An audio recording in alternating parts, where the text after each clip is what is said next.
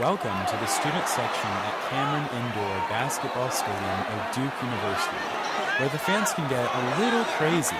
Cameron crazy, that is. You can see the mob mentality in action as the cheer starts, moving through the crowd like wildfire as students join in with their neighbors, who are yelling, jumping, and throwing their hands in the air. Let's hear how one student describes it. It's amazing. It's really cool it's a really empowering feeling, I guess, to start yelling something and then have 1159 other voices, or 1199, I guess. I'm not a math major, so 1199 voices, joining in with yours. Really cool feeling to see. But if we backtrack a few weeks, the influence of social proof is more deeply pervasive. At Duke each winter, students pitch tents outside Cameron to get a seat at the biggest game of the season against the North Carolina Tar Heels. We spoke to some of these tenters on the night of the game to hear their side of the story. Why are you guys tenting? We love Duke basketball! Want to go to the game? We're going to win this year. Yeah, we are. Yeah. We're going to beat UNC, that's why. So that makes sense. Because it's one of those things that I decided I had to do before I graduated. It's up there with like the chapel climb and an all-nighter in Perkins. You can't go to Duke and you can't graduate without checking these things off your list. Yeah, I feel like it's something, everybody kind of has to do. Yeah, you got to do it at least one time while you're at Duke University, so this is our year. This is our year. Like, if you don't, you will be missing out. It's not like not like we're pressuring you. No one's pressuring you, but like you're going to miss out if you don't do it because it's fun. Why did they decide to tent? Was it because of a deeply held passion for basketball? Okay. Do you have a genuine interest in basketball? Yeah. Okay. But it's been like an interest that has like grown as a cause of being like at Duke. I didn't go to a single basketball game before this semester. I've been to 2, and it's because, I don't know, it just wasn't something that important to me until I saw that this was the tradition. It was kind of the whole countdown to craziness and then the first basketball game, and I don't know, it was like a crazy transition, and I love it now. When first asked, many tenters respond with great enthusiasm that they decided to tent because they love Duke basketball. When pressed, many begin to acknowledge that tenting is part of the Duke experience. First night, I was not having any fun and I wasn't enjoying it, but after that, sleeping here with everyone else and spending the night really was like a great social experience. This is where social proof elbows in as a strong but undetected influence on our decisions. I think it has to do with a lot of the community at Duke, and a lot of the community just kind of revolves around basketball, especially in the spring semester. I camped out for the OSU game last semester too, and it was just like my friends they were all going out, and they were like, "Do you want to come?" And I was like, "Sure." So I feel like it was kind of just along with making new friends and creating those new relationships, basketball just kind of comes along right with it. At Duke, basketball is deeply valued as a source of school pride, entertainment, and revenue. Thus, students who may have had little to no interest in basketball beforehand end up spending a month sleeping outside in the cold as a result of social influence, a factor they don't even realize when they make this Cameron-crazy decision. Duke students aren't the only ones who fail to detect social proof.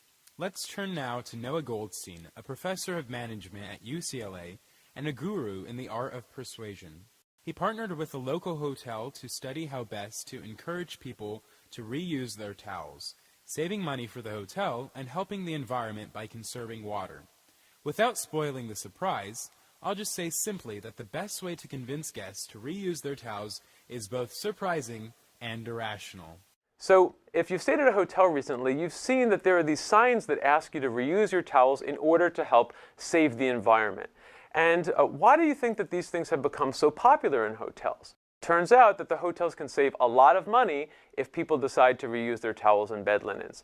Now, my colleagues and I were quite curious about whether or not these signs are actually effective at getting people to reuse their towels. And so we looked around and we found a study that suggested that these signs work surprisingly well. So one little study we saw suggested that over 3/4 of people who are given the opportunity to reuse their towels do so at least sometime during their stay. It doesn't mean that 75% of people do it all the time, but at least participated in the program in some way, shape, or form. So what we wanted to see was, what if we communicated this social proof information to other hotel guests, would we see an additional boost in towel reuse? So we were fortunate enough to solicit the cooperation of a local Holiday Inn manager who allowed us to go into the hotel and replace their signs with our signs. The first one was a standard environmental message. That one just told guests that what they were doing was going to help save the environment. So the environment deserves our respect. You can show your respect for nature and help save the environment by reusing your towels during your stay. What you typically see at hotels all around the world. The next one is based on this principle of social proof. And it says, join your fellow guests in helping to save the environment. In a study conducted in fall 2003, that was several years prior to when we actually conducted our study, 75% of the guests participated in our new resource savings program by using their towels more than once. You can join your fellow guests in this program to help save the environment by reusing your towels during your stay. So as you can see, this is the principle of social proof, the idea that lots of other people are reusing their towels, and so we think that that may influence guest behavior. What you're seeing here is a graph of the change in towel reuse rate compared to the standard environmental appeal rate. So let's actually take a look at the data.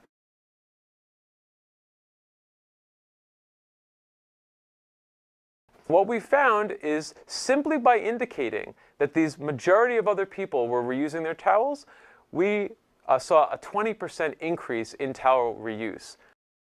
Social proof is everywhere, yet it can be extraordinarily difficult to detect.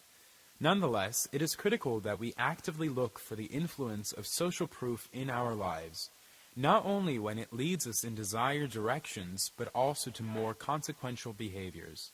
Let's take a look at social proof gone rogue in the bench burning that ensued after the Duke North Carolina basketball game. Though endorsed by university officials, this is a jarring example of how destructive the energy of the crowd can be. Eat shit!